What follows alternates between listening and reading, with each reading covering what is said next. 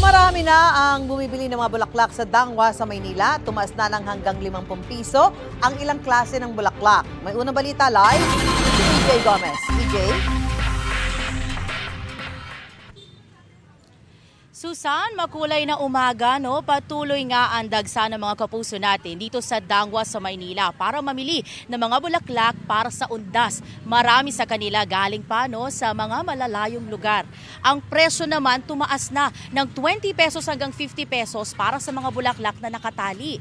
Yung namang nasa arrange, no, o yung flower arrangements na mga binibenta ay may taas presyo na aabot sa 150 pesos.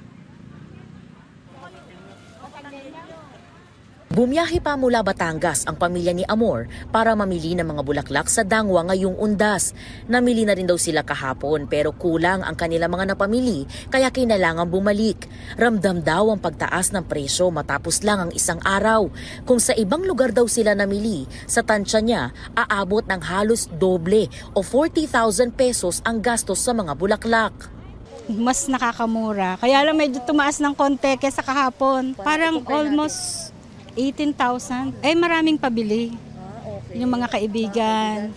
Kaanak, yun. Malayo ang Oo, sayang yung biyahe ng sasakyan. Taon-taon naman daw kung mamili rito sa Dangwa si Isabel na siya mismong gumagawa ng flower arrangements para sa mga order ng kanyang mga kaibigan. Sulit naman daw ang pagbiyahe ng madaling araw mula Marikina sa laki ng kanilang natitipid. Kasi lahat naman dito bumibili Talagang bagsakan to. At siyempre, mura. Pero ngayong panahon na to, talagang tumataas ang bulaklak. Meron akong mga tanim na mga dahon. Hindi na ako bumili ng dahon. Kaya plus pa yun. Na natipid ko na rin. Ayon sa mga nagtitinda, kasabay ng pagdagsa ng mga mamimili sa Dangwa ang talagang pagtaas ng presyo. Doble po talaga ang dami ng tao. Unlike nakarang araw, mas marami po kagabi. Kasikan po talaga. Nakarang linggo po kasi medyo mababa pa po. Unlike kagabi or ngayon po, tumaas na rin po siya ng siguro nasa 20 or 50. Nakakabigbigay po ng tao din po. Sa per bundle po ang kukunin nila, pang maramihan po. Dito sa Dangwa, nasa 100 pesos ang pinakamurang bulaklak gaya ng Misty Blue, Statis, Gypsy, Alstroemeria, Rice Flower at Hypericum berries. May tig 150 pesos na Eucalyptus, Lilies at Daisy at 180 pesos na Malaysian Moms at Green Buttons. Ang kada tali ng Chrysanthemums at Vikings, 200 pesos, habang ang double petal lilies mabibili sa 250 pesos. Sa mga malaki ang budget, pwede ring makabili ng mga flower arrangement. Ang small, nasa 500 pesos. Ang medium, 600 hanggang 800 pesos depende sa klase ng bulaklak.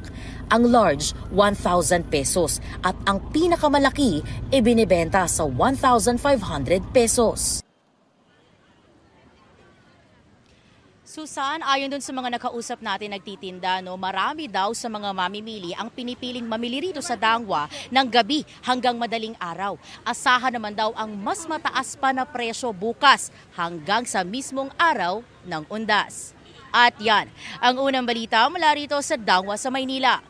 EJ Gomez para sa GMA Integrated News.